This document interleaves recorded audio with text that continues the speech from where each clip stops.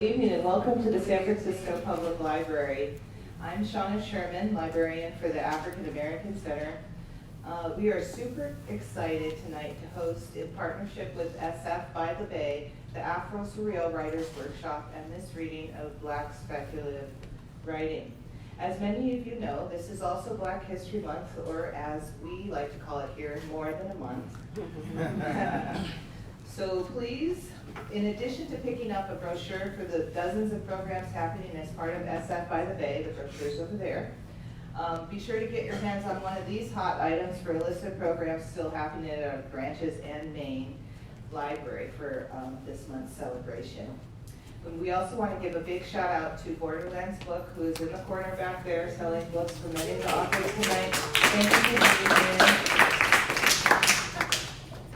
Okay, very short introduction. In 1984, when critic Mark Berry coined the term Afrofuturism in an essay of interviews with SF writer Samuel R. Delaney and others, he sought to interrogate why so few African Americans wrote science fiction. Indeed, from the time period highlighted in the SF on the Bay exhibit highlighting the library's Nokomis collection, which is on the third floor and which I encourage you to also visit tonight. And when his essay was published in 1994, Derry could only think of 4 African Americans writing science fiction in the English language. Fortunate for us, today there are far more, and in the Bay Area, we have groups like the Afro-Surreal Writers Workshop to thank for it. The Oakland group, founded by Dr. Rochelle Spencer, is actively working to increase exposure and to amplify the voices of local Black and POC writers and artists who create surreal, futurist, speculative fiction, fantasy, science fiction, horror, dystopian, apocalyptic, weird, or absurdist work. We're in for a treat tonight. With us tonight is workshop co-director Audrey T. Williams, who organized and will be moderating our event tonight. Audrey is an Oakland-based poet and writer originally from North Carolina. She earned her MFA in writing from the California College of the Arts. Her current projects combine the influence of her multicultural ancestry with elements of fantasy and Afrofuturism, and she is on the board of directors of the Oakland Asian Cultural Center. Her first poetry chapbook, Where I Dream, is available for purchase at Alley Cat Books and Alley Cat Books. Please welcome Audrey T. Williams.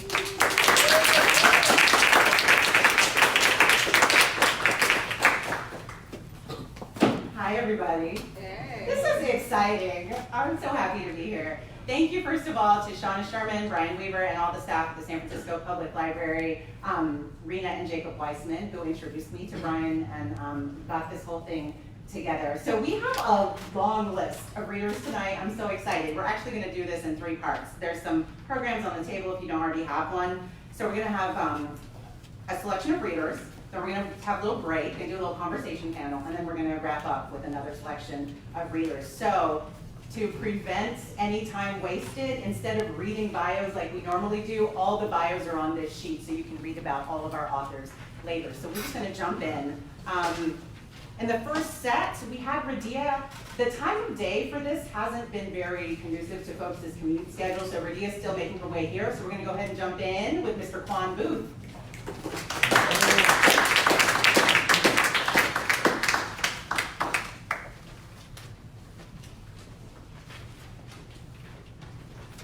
Hey folks.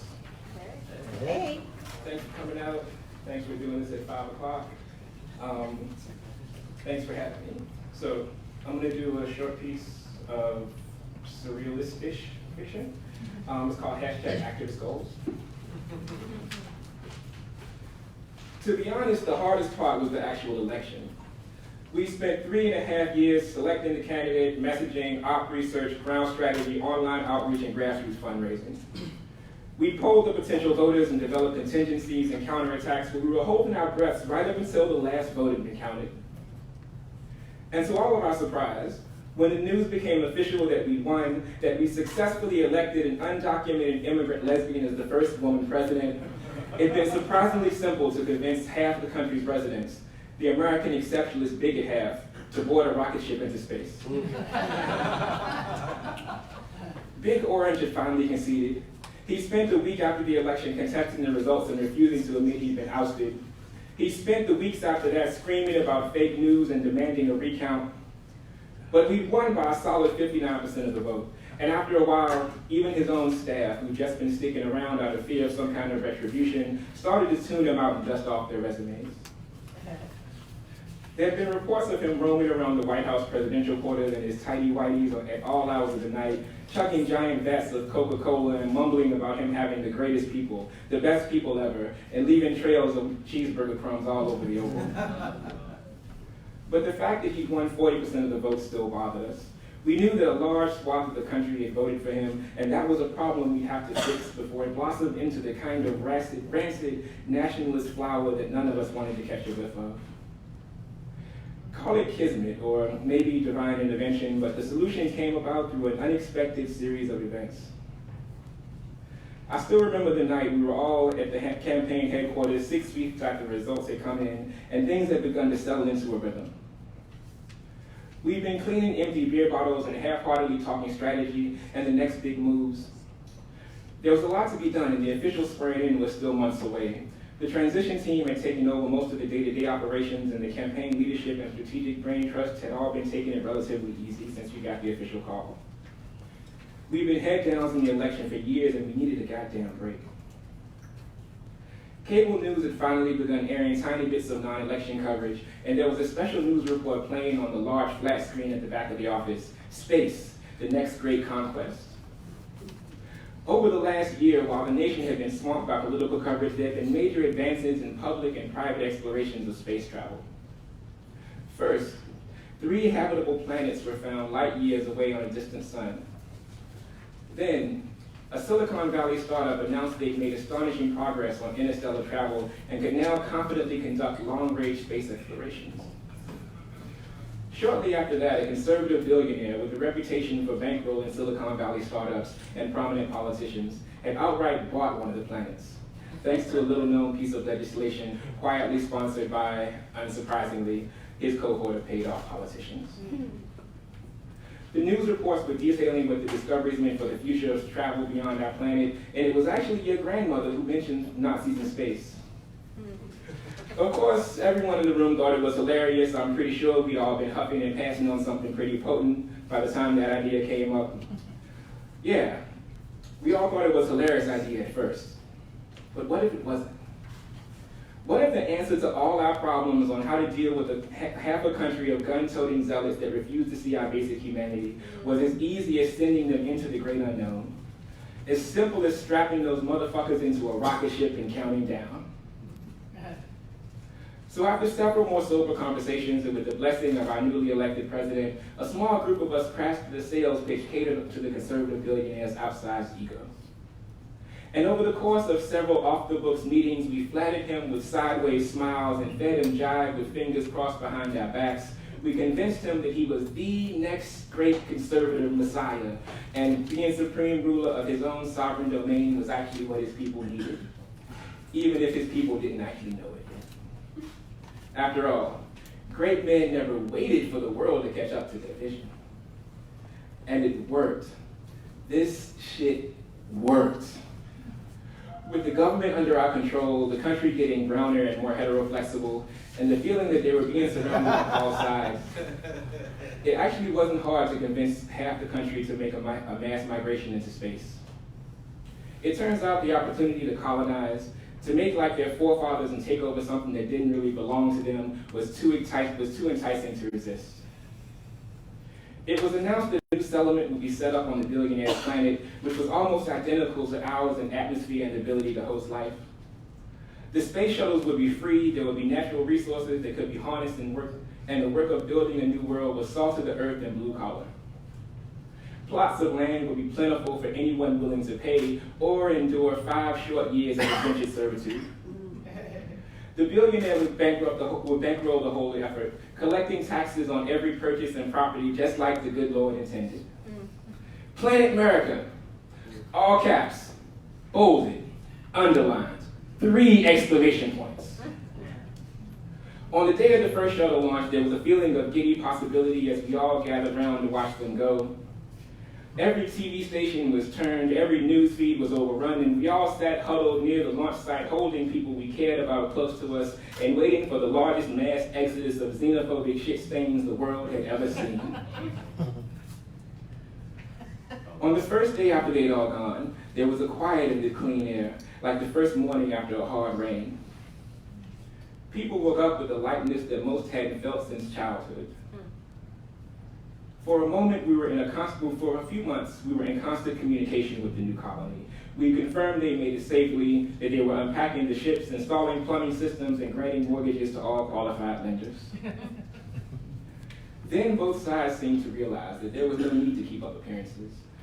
There was no use pretending that we could all just get along. The constant messaging and communications were just reopening a festering wound that had begged to be closed for centuries. So over the years, we moved on, and there have been good times and bad, and we've never claimed this shit would be perfect, but now there's whole generations of children who barely believe us when we tell them that there used to be great wars and protests and marches and people who burned within hatred to eliminate anything that didn't jive with their very limited worldview. But at night, those same children still look up with a mix of fear and wonder at a universe so vast and open, so full and accepting, that it would swallow up the hatred of it in its dark arms and still give us the sky and the stars and a morning sun that warms their hopeful faces as they start each new day. Thank you.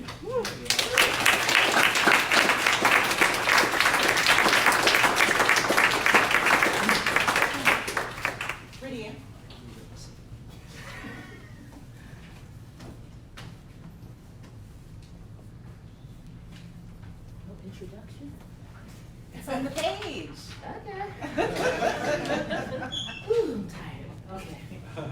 Good evening, everybody. Good evening. Good evening. I'm glad this is here because I'm just like a bum today, so I can look slightly professional from the top up. This is a prose piece, sort of like a poem. It's a nonfiction piece. And Afrofuturism to me also means dealing with relationships and healing, so that's what a lot of my pieces are about. So this is just, I guess, a coming of age piece or a family piece or a generational piece. I'm just gonna read it and y'all just listen and hopefully you get something from it. The two who broke my heart and how I healed. 2, the years you were in minimum. We rode the prison van at 4 a.m. on Christmas Eve and New Year's Day. Like the 3 wise men, we came bearing gifts. Frozen chicken wraps for the microwave, flannel shirts, black, brown, and gray, to pass winter in the upstate mountains, and metaphysical books, as a man thinketh, to count down your time. At the steel table bolted to the floor, we played Monopoly and Scrabble with missing letters. Once a penny-owned boardwalk, Park Place in Baltic Avenue, and the 6th eye we found in Scrabble became any vowel. But the little boy who played catch with the soft, sad football found in the game room advised me about young men and jobs. Get what you need from both, but remember to stay balanced. Held hands and talked low to your wife. In return, we hustled petitions for you on Fulton Street and at Pan-African rallies, wrote letters to the entities that hold the keys. Dear parole board, dear commissioner, dear councilman, hope this letter finds you well. I am writing you on behalf of. When emancipation came, you were shining for 1 whole year before you ate yourself into diabetes, high blood pressure, and dialysis. You refused all medications and sat in the living room in the red recliner, broken under your weight, filling the house with the smell of iron bars. But what of your wife? Listening to the silence grow each day as you watch Jeopardy more and speak less, as the suits you bought grow moss from the dances you never went to, the candlelight dinners uneaten. Do you remember the prison van rides before dawn? On the corner with the prostitutes, me, your wife, and the little boy waiting in my arms, and now you sleep your time down until the final day, only waking to complain about who ate the last sandwich and used the butter or left cups in the windowsill? Truly, you have broken my heart. 1, the family thing could have worked if not for the cocaine, later crack, the drinking, the lying, the heart attacks and illnesses, later AIDS, and all the goddamn meanness. You put 5 baby girls in the world with the same pearl button teeth, J-shaped noses, and eggplant skin that sprouted golden hair in the summertime. You destroyed their mothers, led one to her death, scared another off men for a decade. Led one to sweet smoke, scared another out of the tri-state area and down to kin in the backwoods. To the baby girls you gave not, no Pampers, bows for hair, or happy birthday phone calls. You did not know their birthdays anyway. You were devastating with love and charm when you picked up the oldest two and drove them around in a green Cadillac while they ate McDonald's. By the time they grew breasts, it was all over. You were in the streets and the courts, all the girls scattered with their mothers, except the oldest two, who found each other 18 years later. Did you forget the green Cadillac and the stolen cheeseburgers from McDonald's? The 2 girls singing Whitney Houston, Where the Broken Hearts Go, in the backseat? Did you wonder if their mothers were alive or dead, or married to men who came into your daughter's bedrooms at night? Did you ever wonder if your 5 baby girls with the pearl button teeth and eggplant skin, all pregnant and mothering by 20, ever needed change for the bus or shoes for the grandbaby or a non-sexual hug from an adult man? Truly, you have broken my heart. To the 5 baby girls, self included, the only way to come out whole is to give your woman self everything. Pull your tea leaves fresh from the ground. Wild mint, lemon balm, and dandelion will heal your soul. In late summer, go to the ocean with a jar of molasses and wade into water covers your breast. Spin clockwise or counterclockwise and spill out the sweetness as you cry and praise and petition your mother. She will leave you with a gentle joy. Dance wherever you will, in between church pews and a big lace hat, or swirl your hips in figure eights at the dance with a rum punch in hand, or barefoot in a wide white skirt in front of open flames. Go to the mother healers, Iya, Nana, Abu, elder sister. They will tell you what to do until you can hear it for yourself. Have a lover that nursed from your breast in an unhurried way while you play with the curls in his hair. In time, you will feel pain, the broken pieces being stitched together slow and steady like grandmama's needle on the front porch. When you can look into the eyes of your fathers without anger, you have been healed. Know that you do not need his love to be divine. Feel the love of the trees and say, amen. I am with you. Amen.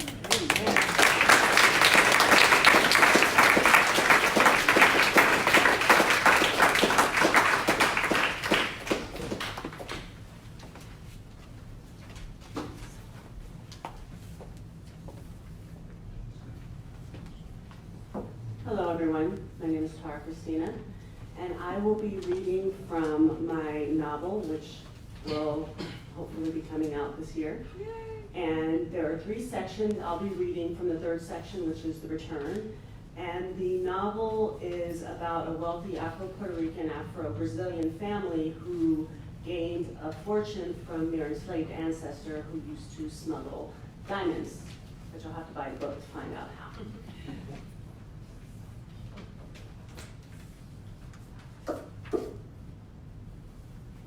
After enjoying their small first wedding, honeymoon, and extravagant New York wedding, Tricia and Eric Hernandez returned to Brazil for their small family wedding.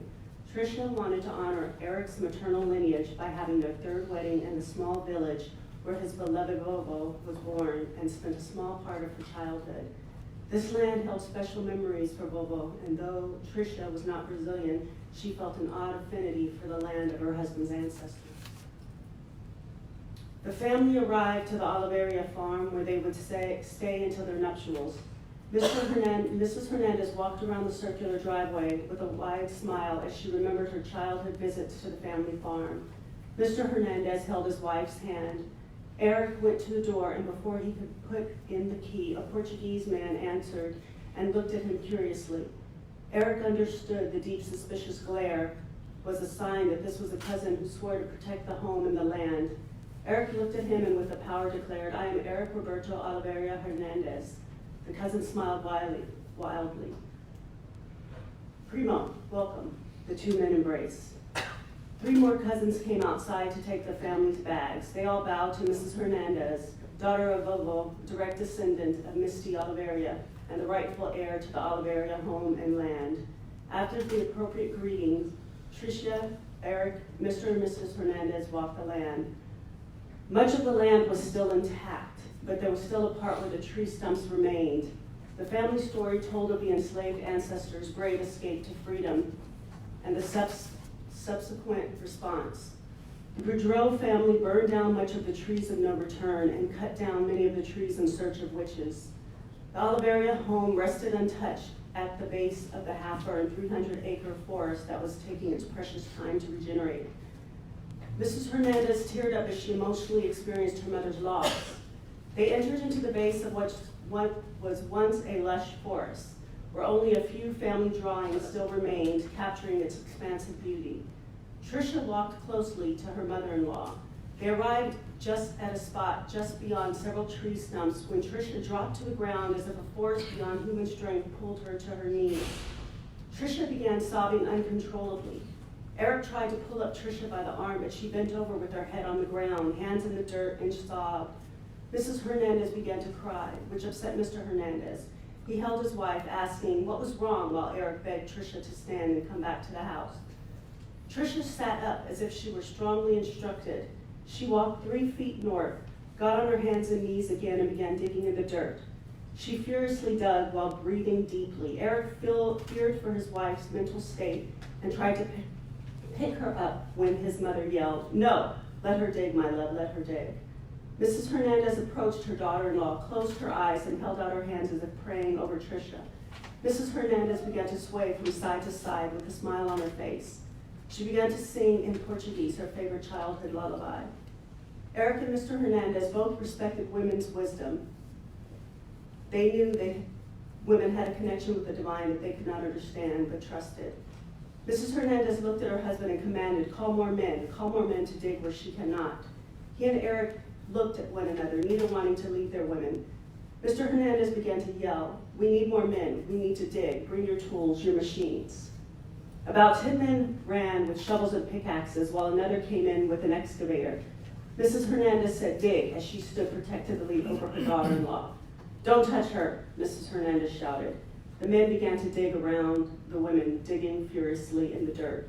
Tricia took a deep breath, sat up, and stared forward. Eric shouted worriedly, "I'm taking her to the hospital." The mother yelled, "No." There was a look in Tricia's eyes that Eric felt was the look of a mad woman on the edge of her sanity. Mrs. Hernandez said in a deep, throaty voice, even she did not recognize, "Trust the ancestors, son, trust the ancestors." Tricia stood and walked toward a curiously interesting tree stump with new growth, small branches and leaves growing from its side. Mrs. Hernandez instructed her son, "Bring her water." He looked at his mother with a firm sense of disobeying her for the sake of not leaving his wife's side. His mother said lovingly, "I will not leave her." Eric asked one of the men to bring and fill several bottles of water from the well. He obeyed. Tricia curiously looked at the roots growing up from the tree. The roots still clearly deep within the ground, yet the substantial growth above ground intertwined as if to form a perfectly shaped reclining chair.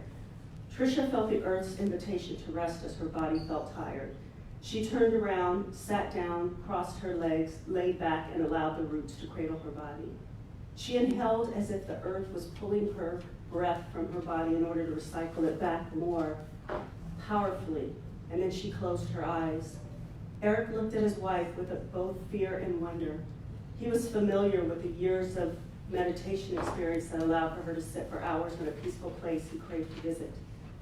Yet this time he felt something different. This experience was taking his wife somewhere else. Eric looked at Tricia, who was physically present, but it as if she disappeared. 1869. It was a quiet night at the Boudreau farm. Everyone went to sleep early to prepare for the upcoming nuptials. A hooded man crept into the slave quarters, a small shack that held 7 men, women, and children. Everyone knew when they heard footsteps, a woman was going to be dragged off and raped. So they pulled sheets over their heads and covered their ears to drown out the muffled cries. The old woman, the one they called Mary, felt a hand cover her mouth. She kept her eyes closed and tears fell. A tall hooded figure carried her out of the shack. A man said to his woman, "An elder?" as his wife cried. The hooded figure put Mary on a horse, climbed on, and turned to her and looked at her in the eyes. He put his finger to her mouth and said, "Shh." He said to her. He slowly galloped away from the Boudreaux farm. It was a quiet night. Mary held on to the young man who came from her womb, her firstborn son with Master Boudreaux. She wondered if he knew, or was he instructed to take her away and kill her because she was old and had bad feet. She didn't care. She longed to hold the son that was taken from her all those years ago. She thought this was a proper way to go to the Lord, holding her only son. He brought her to the foot of a forest. Mary had heard rumors of escaped slaves running and being eaten by packs of wild dogs, or worse, confronted by witches. She thought she would be meeting her death and silently prayed to the good Lord to forgive her all her sins. The young man slid off the horse and gently picked her up and carried her to the trees. They looked in each other's eyes, and he motioned for her to go. She looked at him, held up her head, and was prepared for her time to meet the Lord. She was ready. He turned, got back on the horse, and watched Mary disappear into the trees. He turned around to head back to the farm, and at the same time Mary went into the trees, where Tree and Bell greeted her with open arms, freshly baked bread, and a deep bowl of the best water she'd ever tasted. They said, "You're safe with us. You're free." Mary nodded her head as she drank furiously and walked to her new friends. Thank you.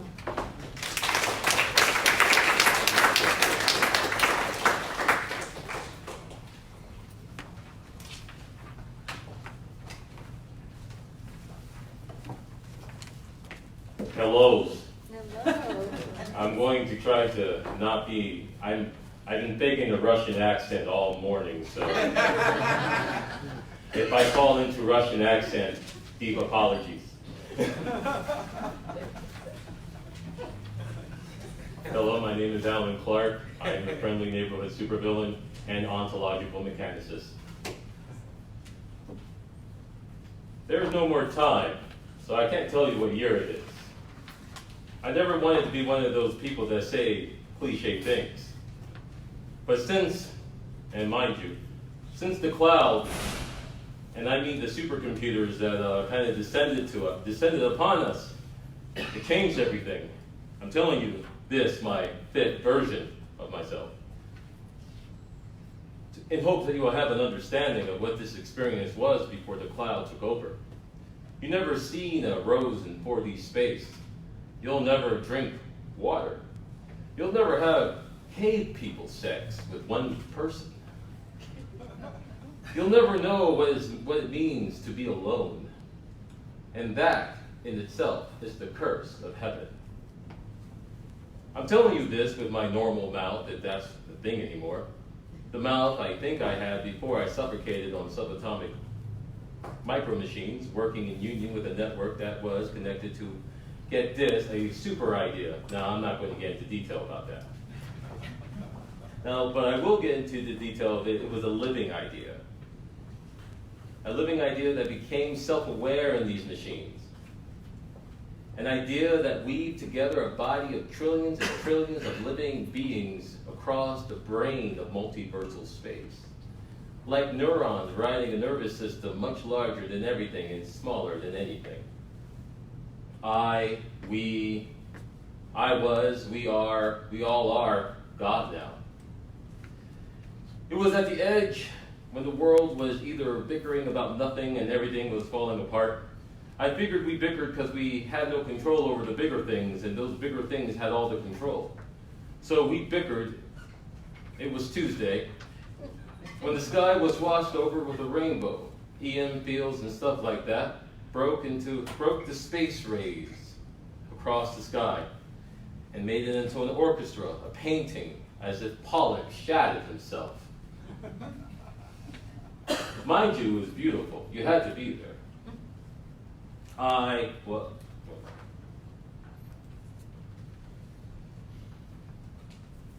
Yes. There. That's when we knew the beauty came with terror. A green thick cloud descended and permeated into every shelter of safety one could escape to. The world went into panic as one, and for the first time, mankind was united. We panicked as one, we screamed in symphony. We clawed at our skin with the same plea and prayer. When we fell into the darkness, where we felt death stroke our heads as if we were its favorite cat, we purr to the touch of death's gentlest touch. When we us awakened, we were in a world that transcended boundaries.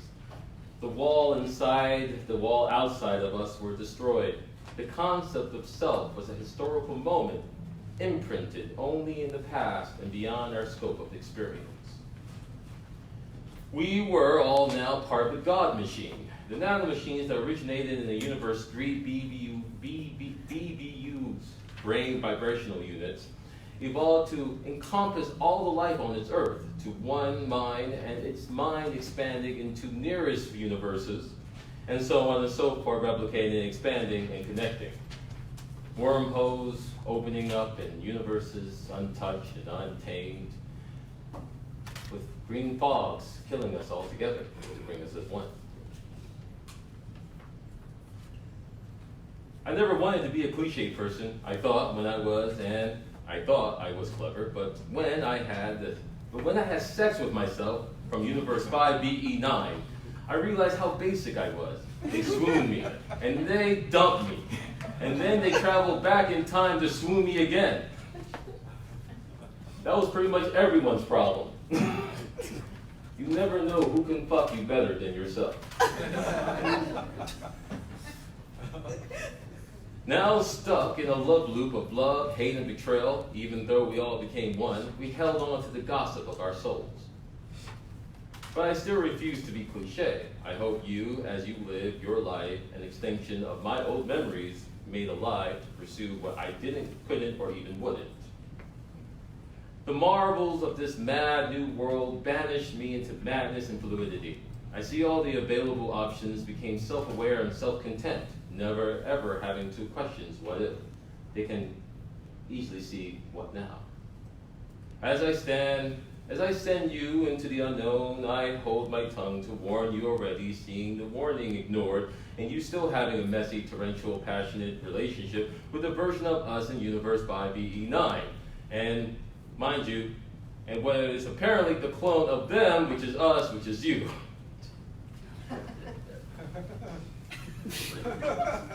I see the split into the multitude. I see it again and again, like a hall of mirrors, each one a little different and a lot different, skewed and beautiful, disastrous and magnificent.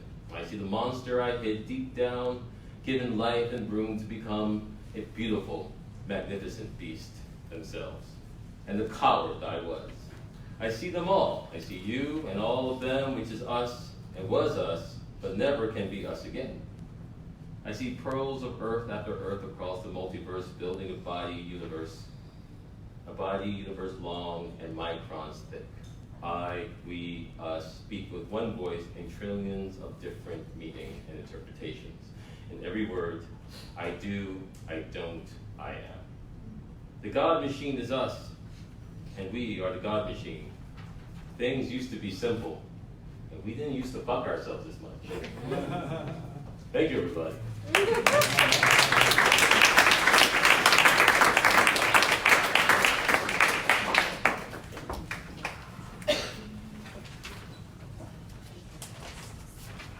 Good evening. Good evening. So this is for my forthcoming book, coming out in June. A person I really admired passed away about 5 years ago, and I thought it would be fun to write an origin story for him. So it turned into a sword and sorcery piece. This is the first 4 pages. Dig, if you will, the picture. The king's son lived to create. By an early age, he had mastered botany, chemistry, all the realms of physics. Every moment he could steal from the duties of his father's house, he built automatons, insects, sea creatures, animals that walked and crawled and flew. No sooner did an idea crawl down his brainstem than it found realization in his hands. So as to not waste time debating materials, he created from whatever he had on hand, be it fungus or dirt, even his own dandruff. He felt like he had mercury in his blood, like he would die if he stopped, and who knew, maybe he would. Soon he filled his father's home with inventions. Smells as green as spring and blue as winter rose to the fourth beamed rafters, all his creation. Nearly every sound and silence came from him. Foreign dignitaries visited the king's house, ostensibly on diplomatic missions, in reality to witness the wonders they had heard of. It came time his father decided the son moved into his own house, one built sturdily of palm logs and mud. Before he left, however, father and son decided best he have companions. The father gifted him a diamond stone and a jade stone, both the size of a fully grown person. For one sleepless, sweaty night, the son's chisel flashed up and down in the candlelight. Jewel shards glimmered among the rushes, and a green mist thickened the air. Once he carved in 2 women as beautiful as his eyes had seen, he gave them each biological functions as necessary for their purpose.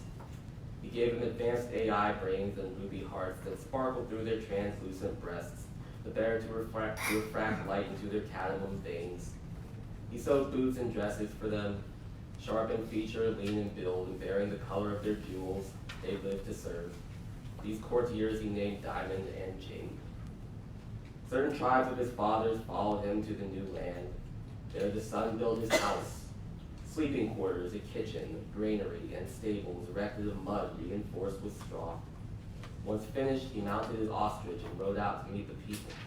He came before them in open-breasted kente robes, a veil below his eyes.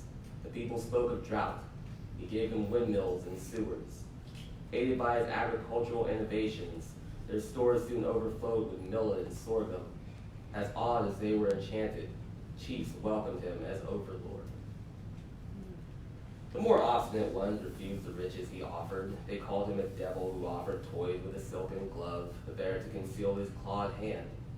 These chiefs he challenged to combat, which proved none too difficult as he trained Diamond and Jade in the most lethal martial arts. Champion after champion fell to them. In time, the son had a kingdom.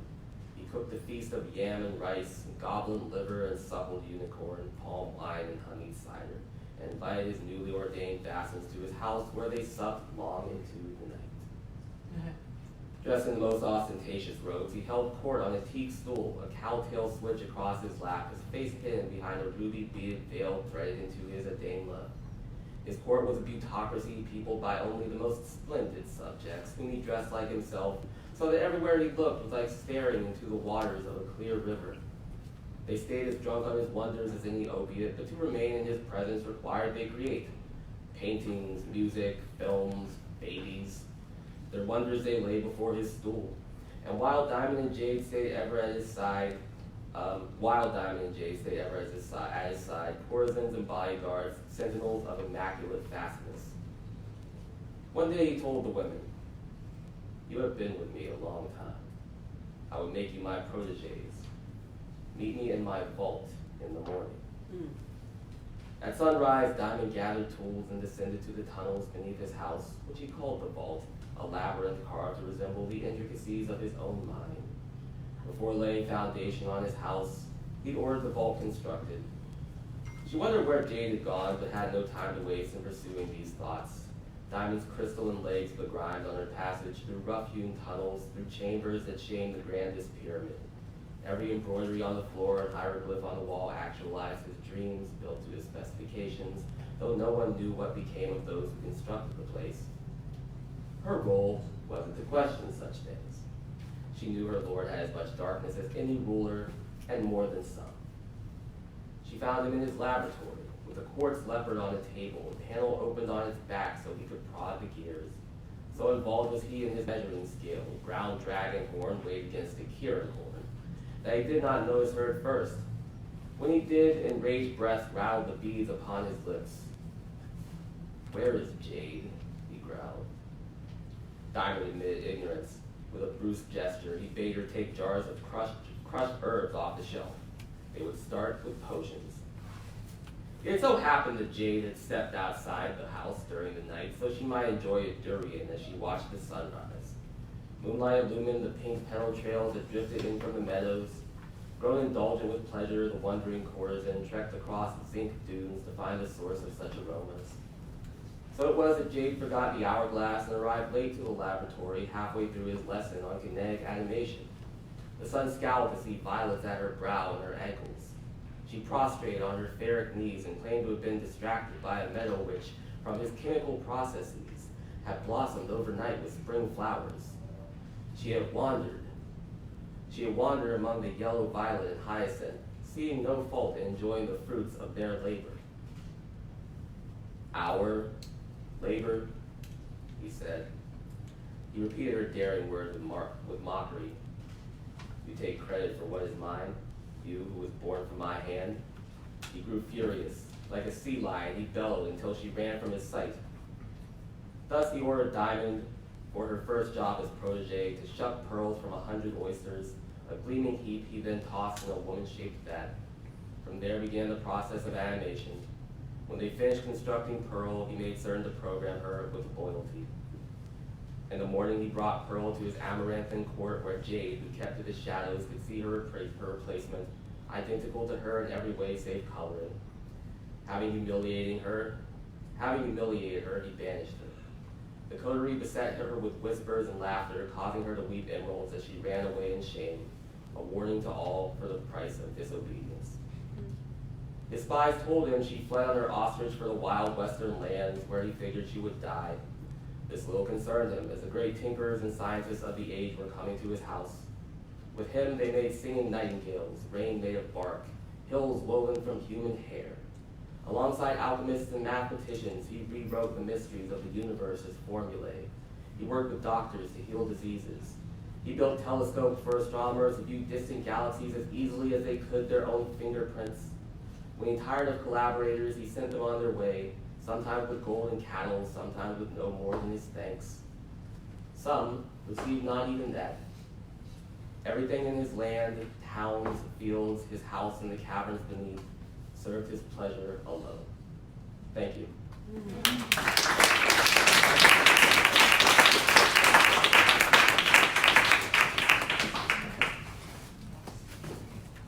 Thank you, everyone that's read so far. So we're at the end of part 1, and I just need to do a check-in. Some of the readers who I had put on the program to read later actually need to leave a little sooner. How are people feeling? Can we move on to some more readers and save the panel for last? Yes? Thumbs up? We're good? Okay, so we're gonna, Miss Dira needs to leave a little early, so we're gonna move on to Dira Williams right now. And then if you have a program on the back, part 3, we're gonna try, let's see, we'll go Dira, and then we've got Janae Sumiko is ready. So we'll do Dira, Janae, Sumiko. Oh, I need to read, Audrey. And then Thaddeus is here. Thaddeus Howell will be reading last. Okay, Miss Dira.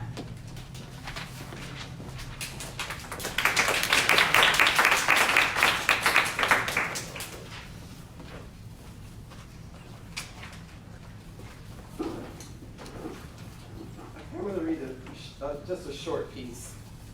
This actually, Amina, the Moonwater Goddess piece that was started in Jasmine Wade's class at the Liminal.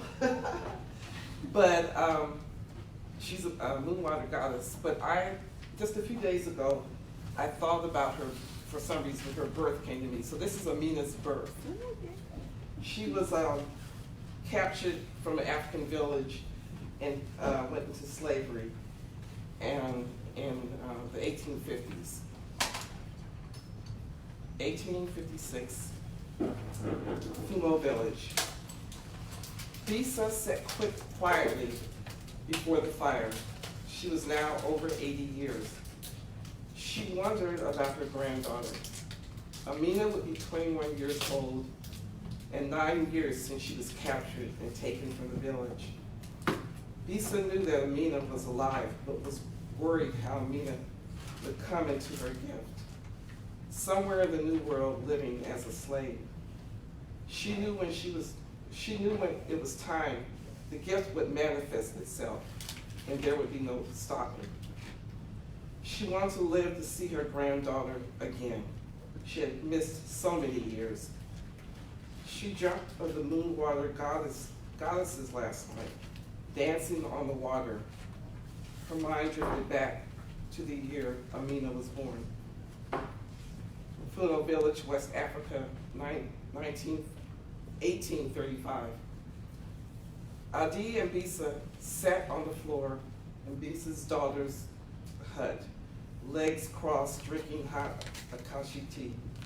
The two elderly women, best friends since they were young girls in the village, were discussing the celebration of the birth of Bisa's first granddaughter, Amina, who had been born a few days prior. When will I see her, Bisa? When will I see Amina, your new granddaughter? In a minute. Be patient. You will see her. I want to talk with you first. You and I were among the few that the griot, Haji, entrusted with the secrets of this community. She was the one who told us about the Moonwater goddesses, who they were, what was their purpose, their patterns and rites. Remember the night we witnessed their gifts, how they saved our village from disaster and the joy they brought to our village? Yes, I remember, Adi said. But why are you talking about this now? That was many years ago. Why are you bringing this up now, Bisa? Adi, it's all coming back to me. The night those beautiful women on that night of the first moon, we witnessed their rising from the seas. I will never forget. Yes, I remember, Adi said, but there is a reason why this is so important now. It's the birth of my granddaughter, Mina. Come with me. It is time you met her. The two women entered the room where the baby was sleeping in her grass crib. Aliyah, her mother, had just nursed her and put her down. Lisa walked over and pulled back the green and red black covering. This is my granddaughter. Oh, she is beautiful. Welcome, Amina. It's nice to meet you, young lady. Your grandmother is so proud that you're here, Adi said. Lisa picked her up gently. This is what I want you to see. Look at her skin. I was there with the midwife when she was born. Amina was born in a caul, a beautiful veil encased in an luminous sack. She was born on the first Tuesday of the full moon. Bisa, I had the dream, and the griot Haji came to me as clear as you're standing here to tell me my granddaughter, born in a caul on that special day, is destined to be among the women of the Moonwater goddesses, and that I must prepare her. Indeed, your path is clear. Haji prepared you for this, Adi said. Haji prepared you for this. You have much to teach your granddaughter. Thank you. Thank you.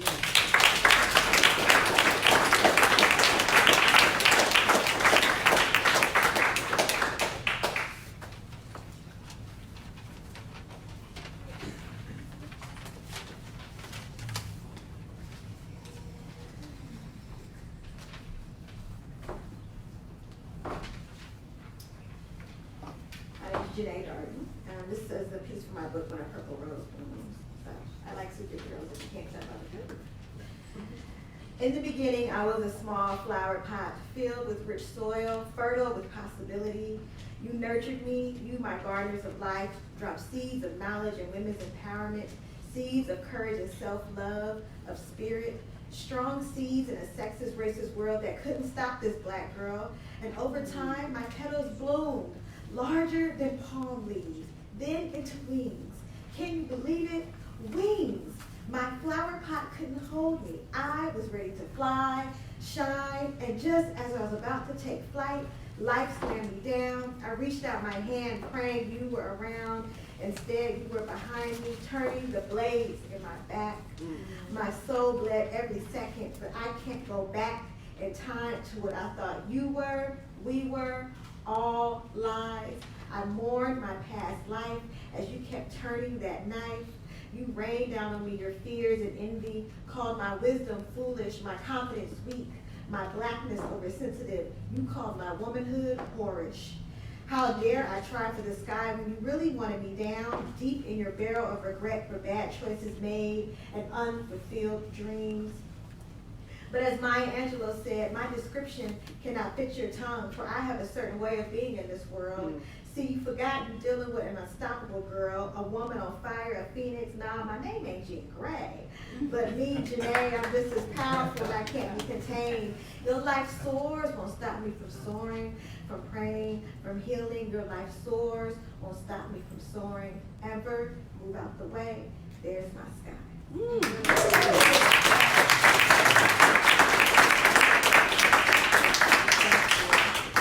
And the second piece is, so my first crush was Christopher Reeve. And so growing up in East Oakland, I always had this vision, this dream that like Christopher was gonna come, you know, I'm like a little kid thinking he's gonna come and take me in and we're gonna fly all over the city. So that was always my childhood dream. So anyway, so late last year, there was a con in Oakland that like hardly anybody attended. And Brandon Root was there, and he played Superman. And I didn't fan out because I used to work with his sister-in-law. So I spoke, and nobody was there. And I'm like, I'm wondering, I'm like, Superman's here. So I was like, Superman finally came to Oakland. So anyway, so this is a poem that I wrote inspired by one of my favorite kissing scenes is in movies ever is when Christopher Reeve and Margaret Kidder kiss. So all of that combined inspired this piece. So this is called Kiss Me Like the First Time. Step inside my, oh, and I'm a journalist too, so that's what the whole Clark Kent, you know, Clark Kent looks like. Right? Step inside my office, close the door behind you, forget about the deadline and sources, be uncomfortable with my silence and the uncertainty of our future. Try to make things better for us like you do for the rest of the world. Take off your glasses, ease me closer so I can slide my finger between the gap along the line of your shirt buttons and graze the letter underneath with my nails. Ease me closer, chest to muscles. Kiss me. Kiss me like the first time you flew to my second floor apartment window in East Oakland. Don't laugh, don't laugh. Late that summer, hey, Black Rose East Oakland, we can drink. Late that summer night, you pulled the window bars apart like they were curtains, pushed out the screen, reached out your hand and said, fly with me. What? Fly with me, you said. Let's ride the wind. I slid off my slippers, tossed my bonnet. Yes, I did. And we rode the wind over the Coliseum through deep east and the hills, around the redwood trees, then to downtown, circling the Tribune Tower, gliding until we reached the Bay Bridge, floating between the moon and the dark sea. Then right as the wind tickled my bare toes and your cape flapped lightly, you kissed me. In the middle of a wide black sky, made me feel worlds away. You kissed me like everything is going to be okay. Kiss me like that again, lean in closer, closer. No one's looking. Kiss me so good until our feet lift off the ground and we know we'll get above this. Kiss me so good and I'll never forget this next chapter in our love story.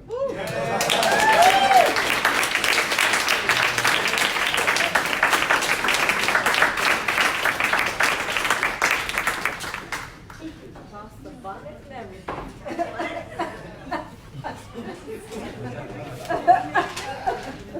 Thank you for sharing that.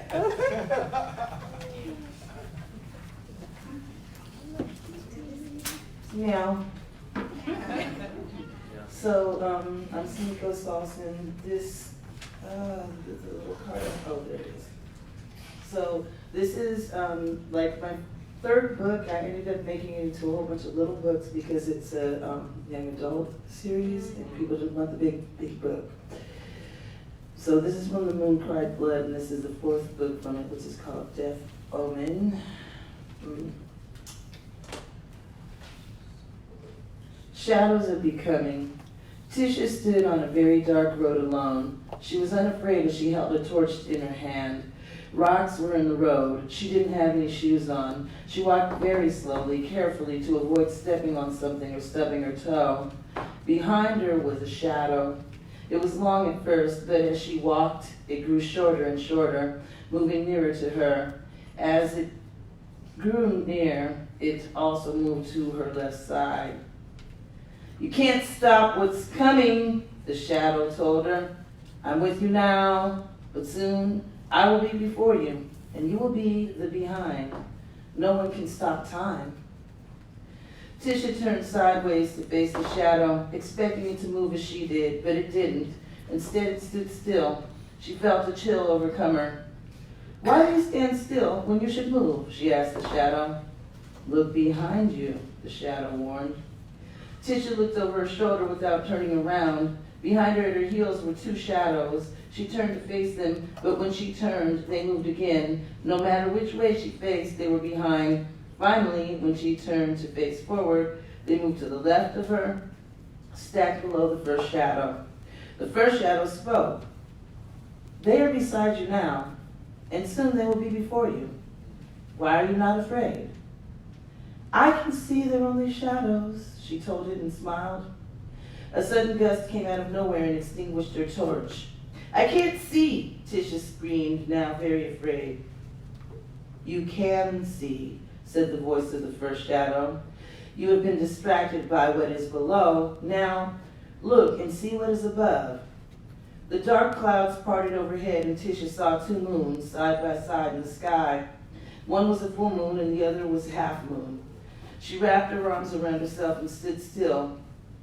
There should never be two moons in the sky. Where am I that there are two moons? She asked as the shadow now visible again. She asked the shadow now visible again, but she didn't see the other two. Is my time okay? You good. Okay. You are where you always are, the shadow said. It is you who stand still. You are the one who sees what others cannot. Stay where you are and observe for only you may, Letitia, Luna of the becoming. In front of her, in the road, was a great wolf. It cast two shadows, and Tisha saw that one was cast under the light of the half moon and another by the light of the full.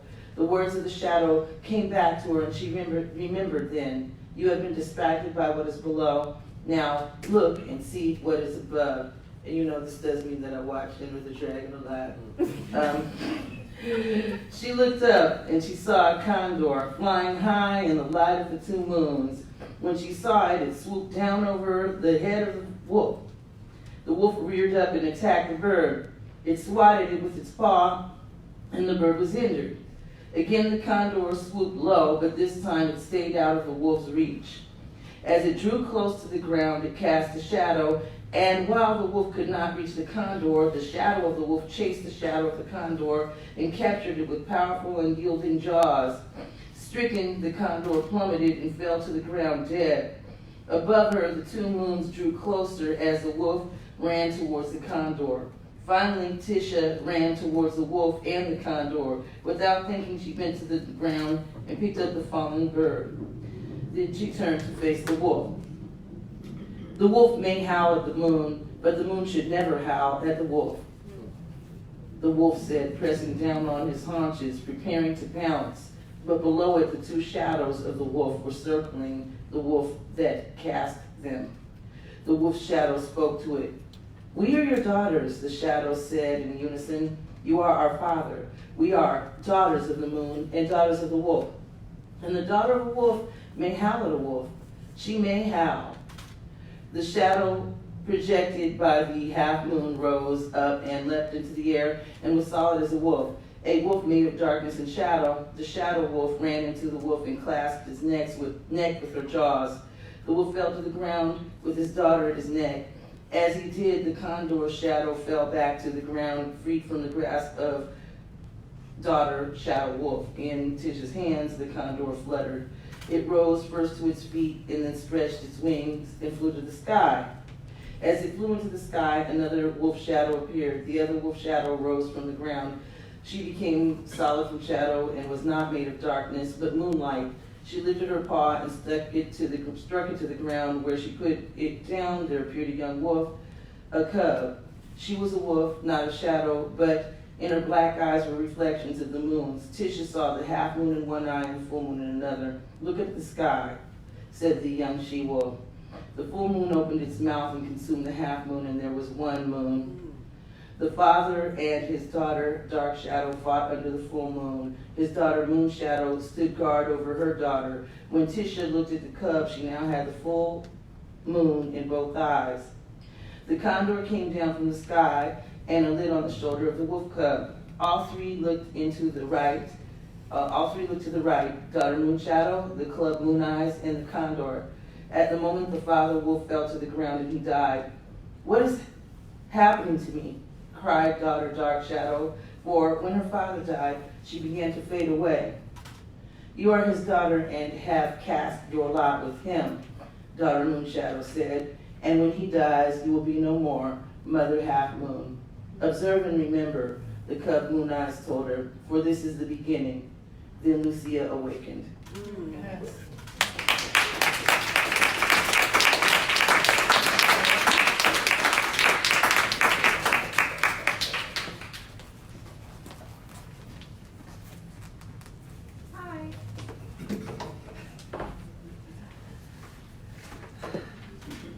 So this is an excerpt of a longer piece. This is called Ancestral Awakening.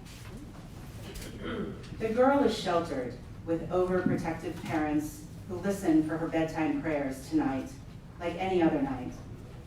Even though tomorrow will be your first day of high school, you will always be our baby girl, her father says. The girl is named Maria, a mosaic namesake combining her maternal great-grandmother's middle name and her paternal grandmother's middle name. Coming from a family who spans cultures and continents, her parents taught her the importance of staying connected to their ancestors. One way they do this is by keeping the family names alive with every new birth name. As she walks toward the same twin bed her grandmother used to sleep in years ago, Maria goes through her bedtime ritual of saying silent goodnights as she lightly touches the framed pictures of her grandparents on the walls. She flicks off the cream-colored plastic light switch, molded in the shape of a guardian angel with watchful eyes and guiding wings, then pauses in front of her bedroom windows facing the street. Her gaze lingers for a moment on the halo of light coming from the street lamp on the corner. Then she puts her hand out to lower and close the blinds. Unbeknownst to the girl, and unknown in fact to each other, 3 of her ancestors, one from each major bloodline, have been looking in on her this evening as she prepares for bed. Through a portrait of the girl's paternal grandparents, Evie Mae Wilkerson from Missouri blinks in wonder as she realizes she now has a clear view down into the girl's bedroom.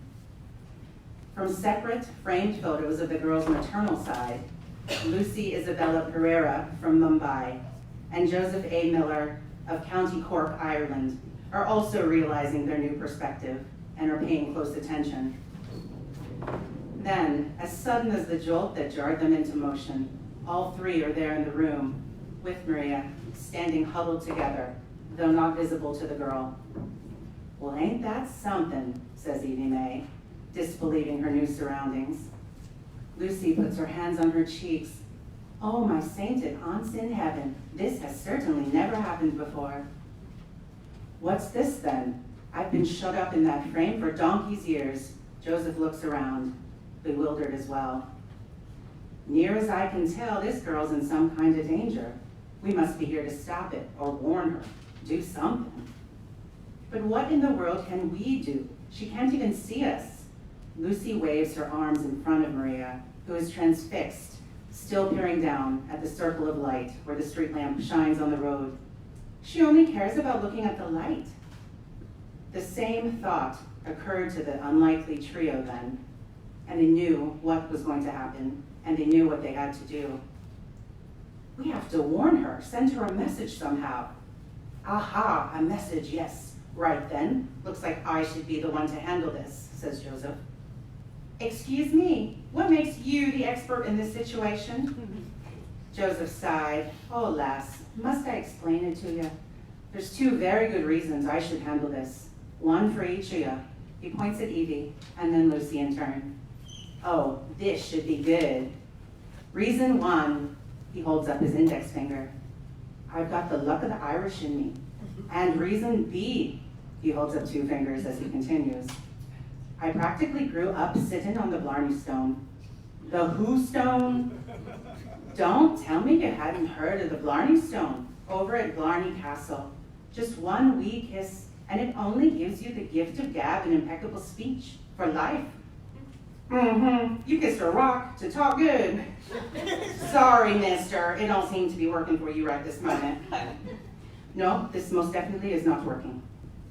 Nevertheless, lassies, I must insist. Evie May interrupted. How are y'all 2 even from the same side of the family, if you don't mind me asking? Lucy looked to Joseph, who crossed his arms and sighed. I come from a poor family. I was sent to the King's Army just to put food on the table. They sent me to what they were calling British India back then. Lucy rolled her eyes.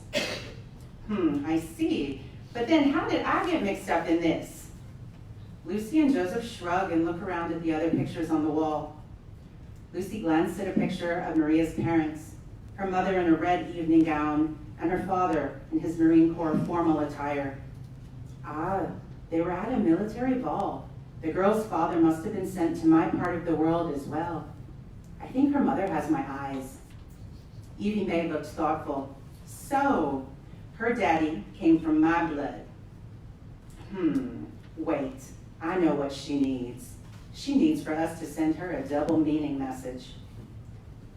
Pardon me, no disrespect, but I hardly think we have the time for her to be solving riddles if she's soon to be in danger. Shouldn't we be more direct? Lucy asked. Well, this ain't exactly a riddle. Listen, back home on the plantation, when we needed to get word out about something, but we needed to keep it secret, we would make up a sing-song, sometimes right out the Bible, like we used to sing, wade in the water, wade in the water, children, whenever we needed to. Here, Evie May paused and looked directly into Lucy's eyes for a moment, then looked at Joseph out the corner of her eye, distrustful. He raised an eyebrow at her. Well, go on then. Well, never you mind what that song was about, but this girl needs a message hidden inside another message, so she can do what needs to be done. They all sat down on the edge of Maria's bed in silent thought. Minutes passed. I've got it, Joseph yelled as he jumped to his feet. Maria was still standing in silent contemplation. She appeared to be staring down at the street, but she was actually looking through it, lost in her own thoughts. Joseph stood just behind Maria's left shoulder, and though he couldn't remember the last time he prayed, he still remembered how. Everyone, pray in the way you know works best for you. Pray for your heart to connect with her so she can hear us, so we can help her. They were running out of time. All 3 ancestors closed their eyes. Evie May folded her hands in prayer. Lucy put her hands together, palms up, bowed her head. Joseph held up his hands, palms facing outward, as he'd seen his priest do so many times during Mass. After a moment, the 3 of them moved into a circle and joined hands. Keep the blinds open so the light will wake you, are the words that gently stir Maria from her contemplation. Her father had a strict rule about closing the blinds every night before bedtime, but she gave in to this thought of allowing the light to stream in and wake her at dawn. So she lowers, but does not close the blinds and put herself to bed. Hours later, it is not soft, day-breaking dawn with warm, hazy streaks of sunbeam that wake Maria. It is thick, near-neon, tangerine tongues of flame licking out stark against the deep velvet pitch of midnight that play on her eyelids.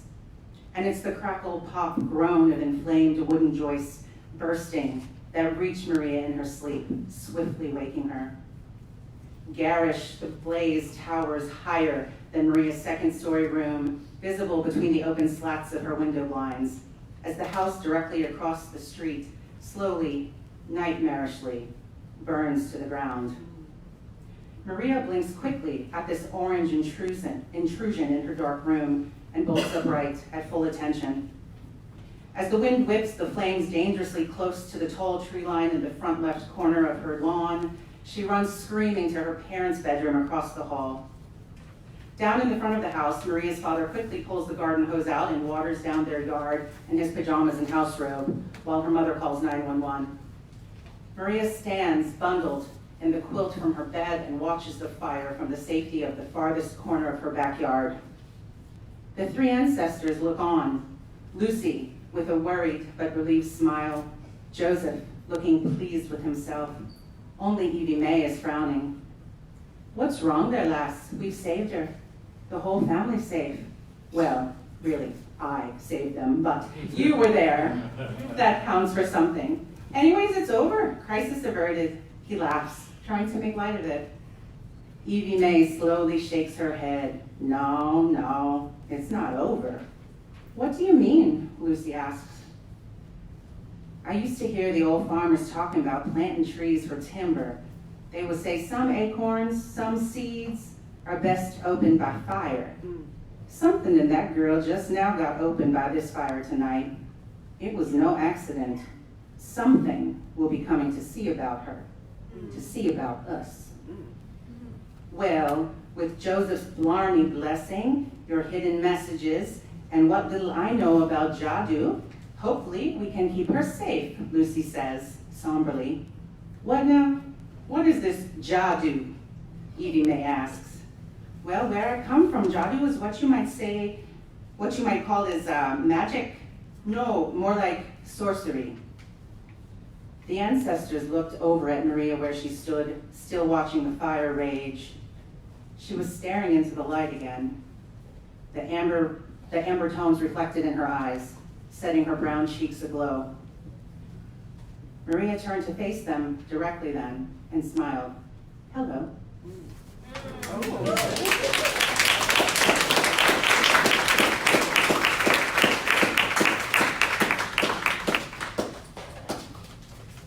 Thaddeus.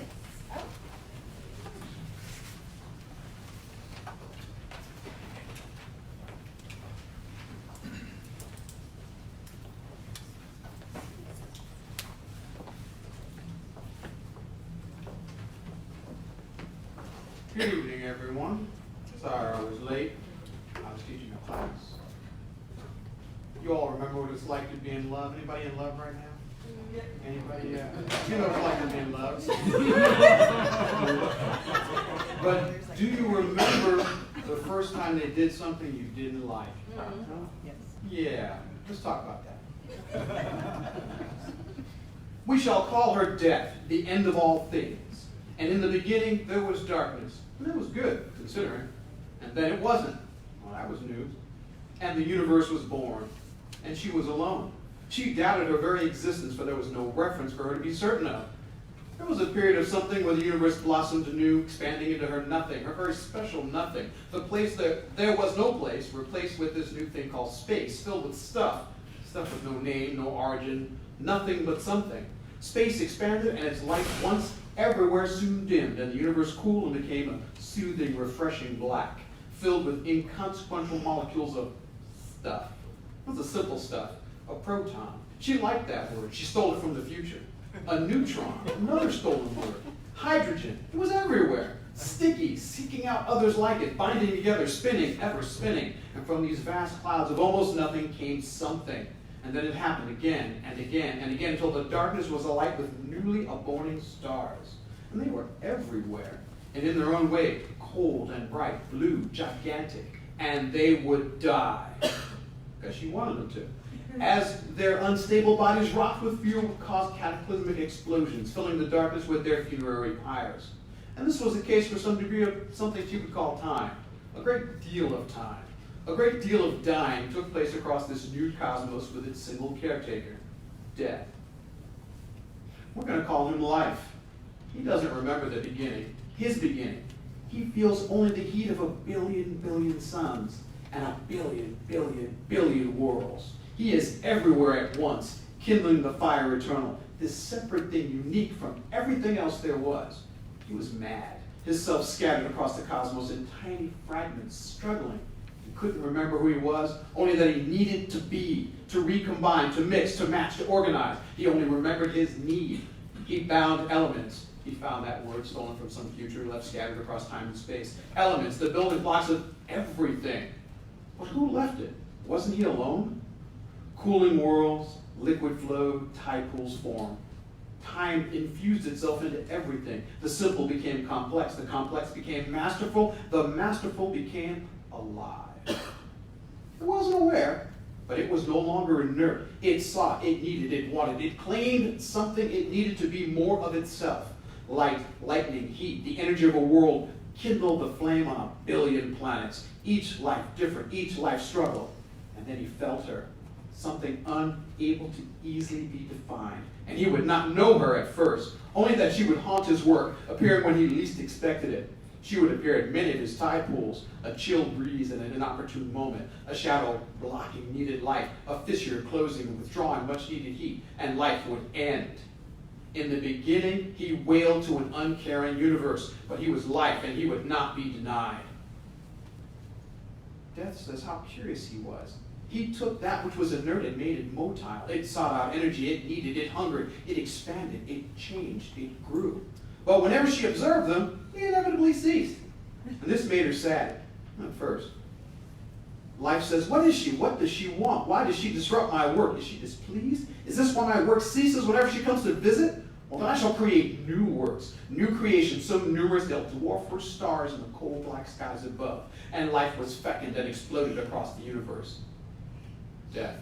Billions of shapes, each form multifold, recombinant, ever-changing, forms too numerous to mention, and displeased her. She would gather them, each of these wondrous creations, and store them in her hall of devising, a special place for all his work. And he made so many things to collect. Life.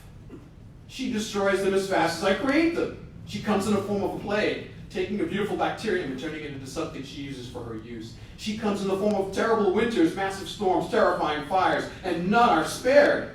I will redouble my efforts. I will fill the skies, their seas, their mountains, until there's no place free from my work. She cannot take them all.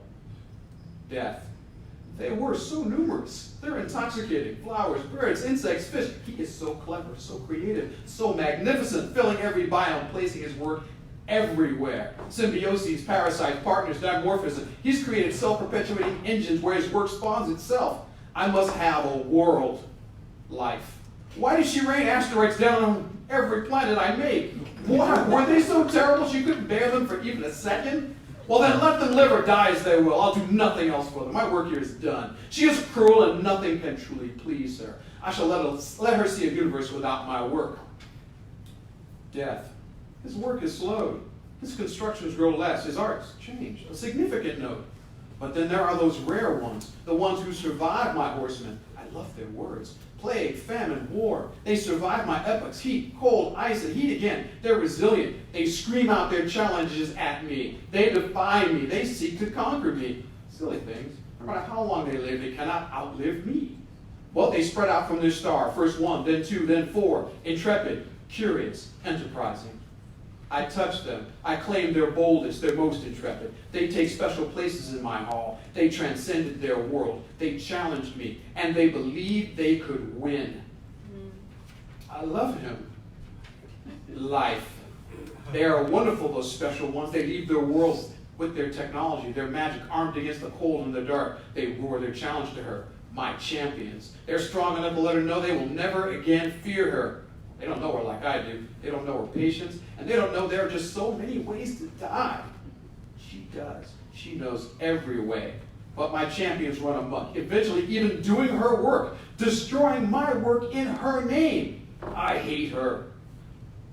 Death, his champions, his greatest gifts to me. How can I show them how much they mean? He cannot see me. He can only feel me. I take one of his champions and fill her with me. I call to him on a distant world with life-consuming life, a world with the most fecund parts of both our work, an orgy of death and life. He appears filled with life energy burning from him, immortal, psychic, powerful, capable of shaping space and time like supple clay. He sees me. His rage is evident. His lightning strikes me. But I understand. Being part of her makes me see his sadness. He believes everything must die. I will show him. I take his hand, my darkness and his light, and we see each other for the first time. He understands. We walk the hall of his work, my curation of his brilliance, and he weeps as the millennia pass, and the hall only grows larger. I take his hand to a place far from where he spends his days, a place of novas. Life. What cruelty! Yet I cannot turn away from her. She is me. She is collecting my work, saving it, and loving it in a way I never did. I made it. I let it go. I freed it. I left it to thrive or not. A schema I barely understood, but it was necessary. She was necessary. Why she dogged my heels? She was ensuring my work was the best it could be. Why are we leaving the hall? There's still so much to see. It's been so long since I've done my work. What is this thing I feel?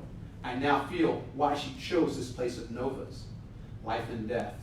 We watch the old galaxies explode again and again, the firmament alight with their death spasms, ringing with radiation, swirling new clouds, bestowing upon the momentum. Her gift to me. Only now can I understand our place. She cannot make new things. She can only destroy old ones. Her gift to me is to have the old stars die and give way to new ones, with new worlds, with new beginnings, with new life in need of living and dying. Perhaps this time with intention, with understanding, with cooperation, with love. We can make something that outlasts us both.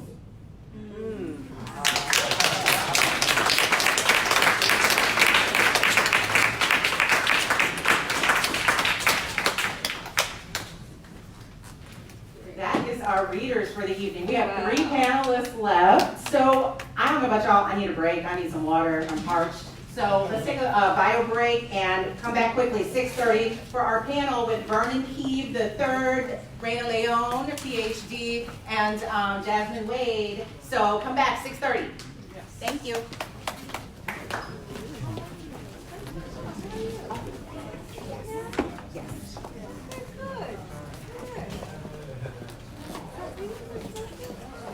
Excuse me, readers and panelists, to the front, please. Photography moment happening. Okay. Borderlands. Oh, Borderlands! Jude from Borderlands is here selling books. I am so sorry. I am remiss to not thank you so much. Please visit Borderlands Books in the back corner to purchase books. Thank you.